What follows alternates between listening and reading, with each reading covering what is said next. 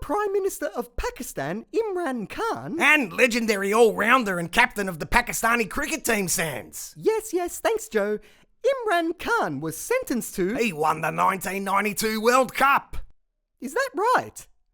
Okay, Khan, the former cricket legend and Pakistan Prime Minister from 2018 to 2022, has been sentenced to 14 years in prison on charges of corruption and leaking official documents. Hang on, what? Imran Khan's in jail?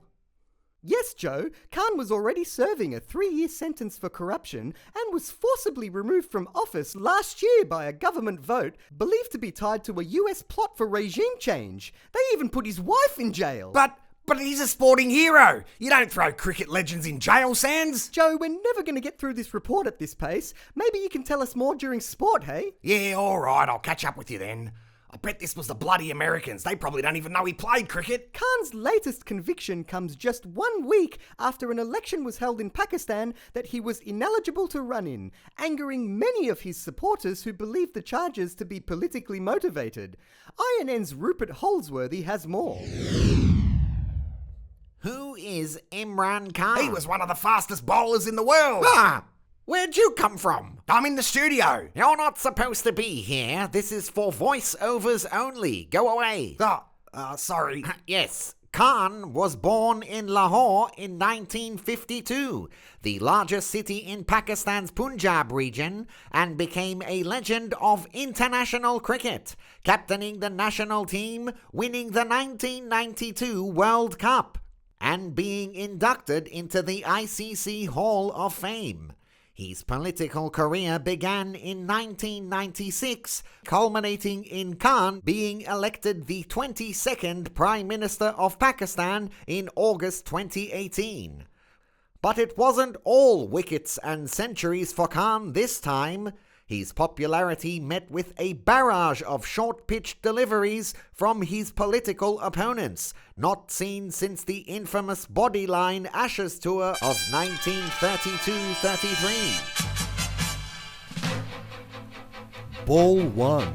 Khan reveals a March 7th diplomatic cable in which a US Secretary of State expressed a desire for his removal from office at the risk of horrific consequences due to the PM's neutral stance on the war between Russia and Ukraine. Ball 2. A suspiciously timed no-confidence vote in Pakistan's National Assembly eventually led to Khan's removal from office, sparking months of protests. Ball 3. Khan is disqualified by the Pakistani Electoral Commission from taking office for the current term of the National Assembly. Ball 4. No ball. Khan survives an assassination attempt during a political rally in Punjab. Ball 4. Re-ball. Khan is forcibly arrested on corruption charges after paramilitary troops smashed their way into the Islamabad High Court, resulting in the arrest of thousands of Khan's supporters. Ball 5. Khan is sentenced to 3 years in jail for buying and selling state gifts received during diplomatic visits abroad. Ball 6. Wide. A special court extends Khan's sentence to 14 years for leaking the diplomatic cable in the first place and therefore violating the Official Secrets Act. Ball 6. Rebowled. Pakistan's replacement government quickly add a further 100 charges against Khan, including inciting terrorism. Khan's wife also receives 14 years in jail for marriage law violations. Prominent supporters of Khan were intimidated or arrested. Journalists and TV reporters prevented from even using Khan's name.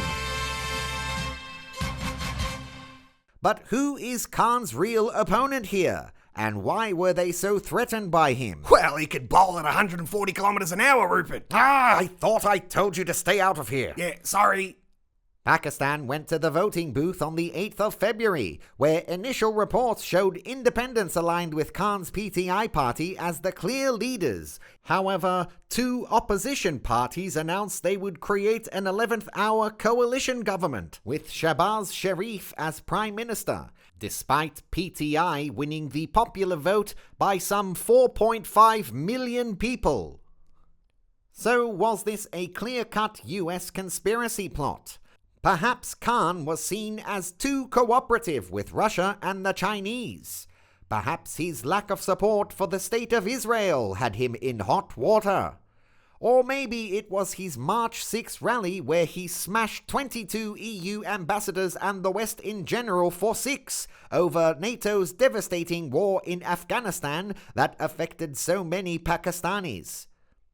The United States remained silent on the 14-year Khan sentence.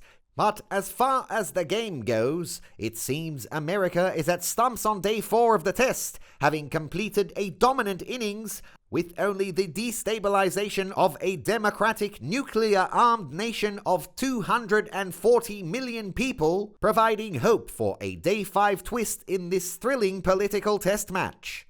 Rupert Holsworthy, INN News.